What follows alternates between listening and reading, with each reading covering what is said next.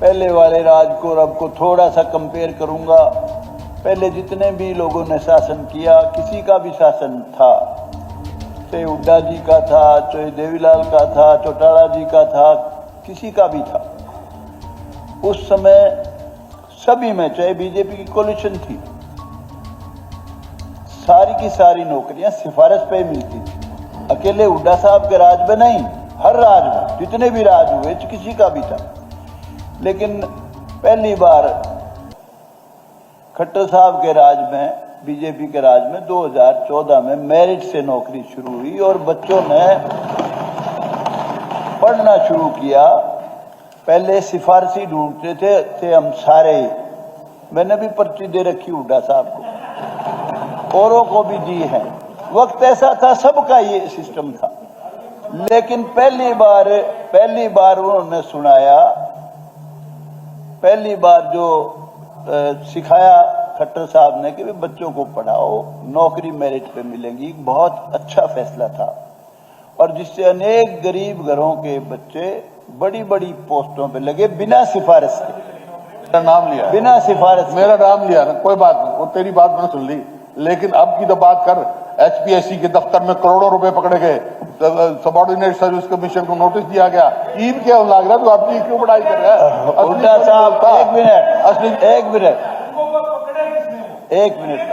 पकड़े नहीं, किसी ने भी, एक मिनट, किसी ने भी भ्रष्टाचार फैलाने की कोशिश की, सरकार ने तुरंत एक्शन लेकर उनको पकड़ने का काम किया। पकड़े किसने? आपने थोड़ी पकड़वाया, कोई सरकार ने पकड़े,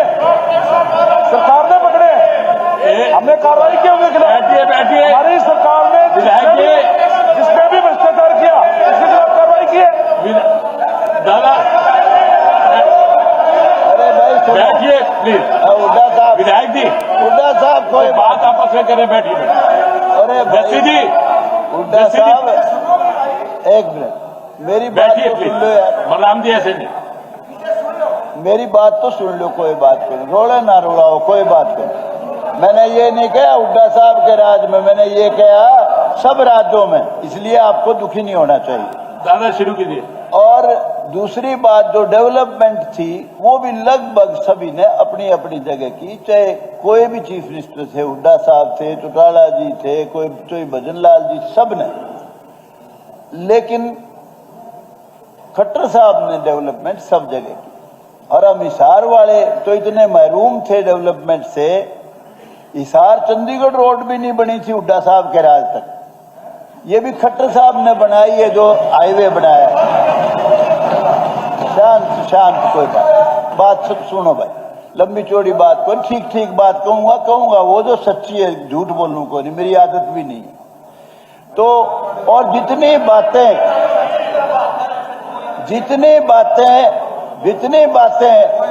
मेरे सभी साथियों ने, बीजेपी वालों ने कही है, मैं 100% उनका समर्थन करता हूं, क्योंकि मैं दोहराना नहीं चाहता कोई भी बात। जितने अच्छे काम खट्टर साहब ने, उसके बाद नायब सैनी ने और 4 चांद लगा दिए और उनको अच्छे से अच्छा कर दिया, तो मैं उसकी तारीफ करता हूं उन सब बातों के साथ, इसलिए दोहराऊंगा नहीं। मैं तो कुछ बातें केवल मेरी कॉन्स्टिट्यूएंसी की और जनरल बात वो करना चाहूंगा। सिर्फ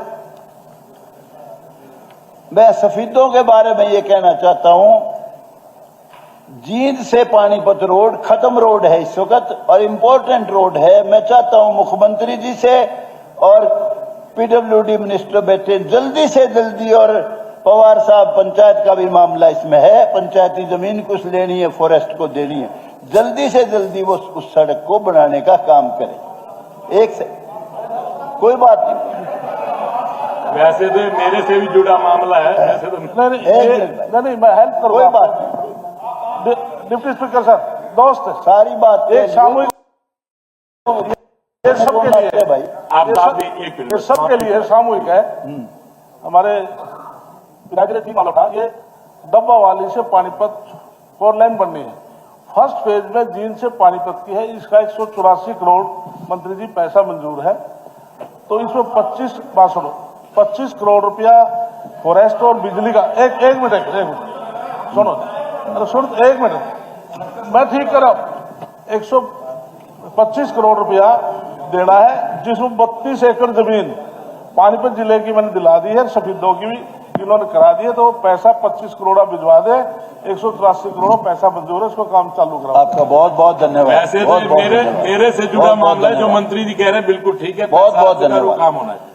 उसके अलावा 30 पोस्ट डॉक्टर्स की सैंक्शनड हैं, केवल 9 डॉक्टर इस वक्त काम कर रहे हैं, 21 खाली है। तो मैं बता चुका हूं हेल्थ मिनिस्टर को भी, वो ये जल्दी से जल्दी पूरी कराई जाए, रिक्रूटमेंट स्पेशल करो, जल्दी से जल्दी करो, ये बहुत जरूरी है।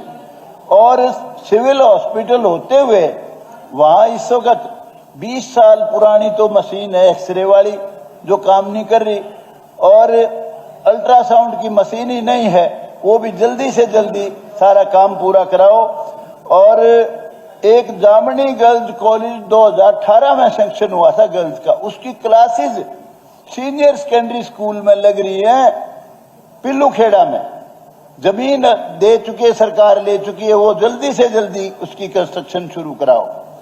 उसके अलावा नर्सिंग कॉलेज 2018 में सैंक्शन हुआ था, उसकी क्लासेस गवर्नमेंट कॉलेज में लग रही है सफीदों में, उसकी बिल्डिंग नहीं है, उसके पीछे जितने भी बने हैं, जितने भी नर्सिंग कॉलेज खुले, सब की बिल्डिंग है। ये सरकार के ध्यान में दिलाना चाहता हूं। और अभी इस सरकार ने 152D और दूसरा ये दिल्ली से जम्मू कटरा दोनों हाईवे सफीदों में से निकल रहे हैं, पिल्लूखेड़ा के पास से। तो इंडस्ट्रियल एरिया, इंडस्ट्री ज्यादा से ज्यादा इंडस्ट्रियल हब लग सकता है वहां, ये सरकार के ध्यान में करा रहा हूं। ये इंडस्ट्रीज को ज्यादा से ज्यादा वहां लगवाओ। और फिर के झूठ बोलने की भाई, स्पीकर यूं ना बजाओ भाई, इसे टाले कर दूंगा, फिर बात क्या हुई, बात कराओ, ठीक है, ये ऐसे ना करें।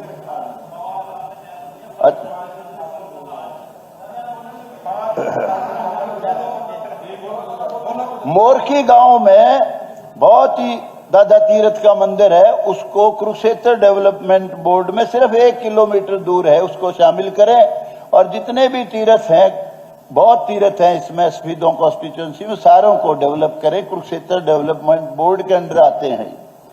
और इसके अलावा स्टेडियम है शहीदों में, लेकिन मॉडर्न स्पोर्ट्स फैसिलिटी कोई नहीं है, वो सरकार को ध्यान करके जल्दी से जल्दी शुरू करवानी चाहिए। और पब्लिक हेल्थ का एक ट्यूबवेल बुटाना ब्रांच के नजदीक गांगोली में लगाया जाए। और खेड़ा खेमावती का जो स्कूल है वो बिल्कुल खत्म, जर्जर बिल्डिंग हो रही है, 1050 स्टूडेंट हैं, वो नई बिल्डिंग फौरन बनवाई जाए। और एक हो गया बाकी कुछ नहीं है यहाँ, अभी तो है कुछ नहीं है, 7 मिनट आपको दे दिए दादा। और एक पीडब्ल्यूडी रेस्ट हाउस हांसी की तर्ज में शहीदों में बनाया जाए। और शहीदों को पहले हांसी को जिला बनाओ, हांसी के साथ शहीदों का भी जिला बनाओ। ये महाराजा जो था उसकी राज आपका